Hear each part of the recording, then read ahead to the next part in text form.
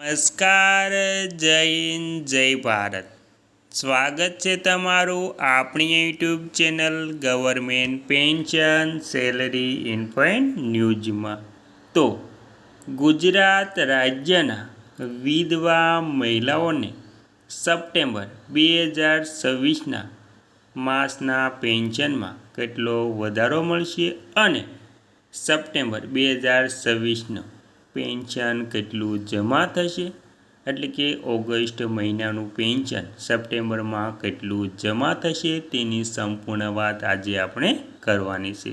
અને તે પેન્શનમાં જે વધારો થવાનો છે તેનાથી વિધવા એટલે કે ગંગા સ્વરૂપા બહેનોને કેટલો ફાયદો મળશે તેની સંપૂર્ણ વાત આજે આપણે આ વિડીયો મારફતે કરવાની છે. તેથી વિડીયોને અંત સુધી જોવા નમ્ર વિનંતી. અને તમે આપણી ચેનલમાં નવા હોય તો આપણી ચેનલને સબસ્ક્રાઈબ કરી લેજો અને વિડીયો ગમે તો લાઈક કરવાનું ભૂલતા નહીં. તો આપણે આજે સંપૂર્ણ વાત વિગતવાર કરીશું. તો તેમાં ગુજરાત સરકારની ગંગા સ્વરૂપા આર્થિક સહાય યોજના રાજ્યની લાખો વિધવા બહેનો માટે આજીવિકાનો ખૂબ જ મોટો આધાર બની ચૂકી છે. મુખ્યમંત્રી શ્રી ભૂપેન્દ્રભાઈ પટેલના નેતૃત્વમાં વર્ષ 2025-26 દરમિયાન રાજ્યની 17 લાખથી વધુ ગંગા સ્વરૂપા મહિલાઓને 2600 કરોડ રૂપિયાની વધુની આર્થિક સહાય ચૂકવવામાં આવી છે. વડાપ્રધાન શ્રી નરેન્દ્રભાઈ મોદીના મહિલા સશક્તિકરણ વિઝનને જમીન પર ઉતારી આ યોજનાનો મુખ્ય નિષ્કર્ષ એ છે કે આજે ગુજરાતની લાખો મહિલાઓ આર્થિક સંકટમાંથી બહાર આવીને ગૌરવભેર પોતાનું અને પોતાના બાળકોનું ભવિષ્ય સુરક્ષિત કરી રહે. રાજ્યની વિધવા મહિલાઓ આર્થિક રીતે સંપૂર્ણ સ્વતંત્ર બને તેવા ઉમદા હેતુથી આ યોજના એટલે કે ગંગા સ્વરૂપા યોજના ચલાવવામાં આવી રહી છે.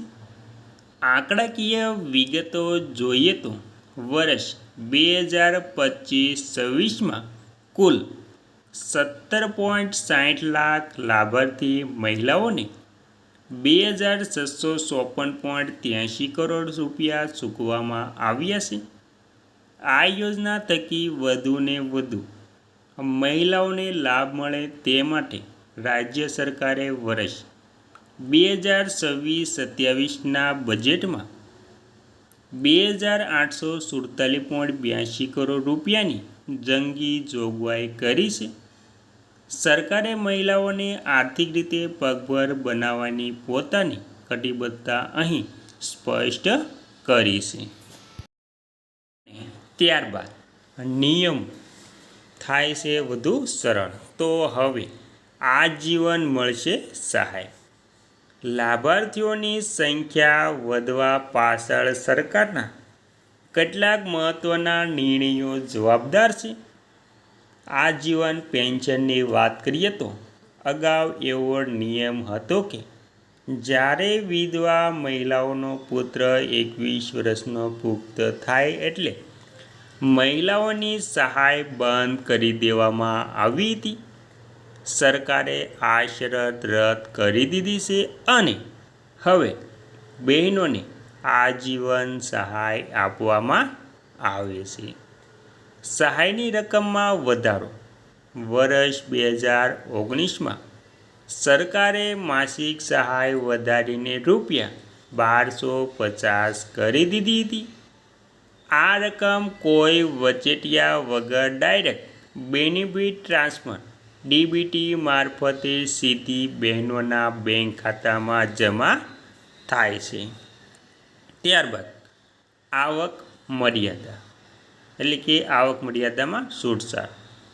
સરકારે ગ્રામીણ વિસ્તાર માટે વાર્ષિક આવક મર્યાદા 47,000થી વધારીને 1,20,000 રૂપિયા, શહેરી વિસ્તાર માટે 68,000થી વધારીને 1,50,000 રૂપિયા કરી છે.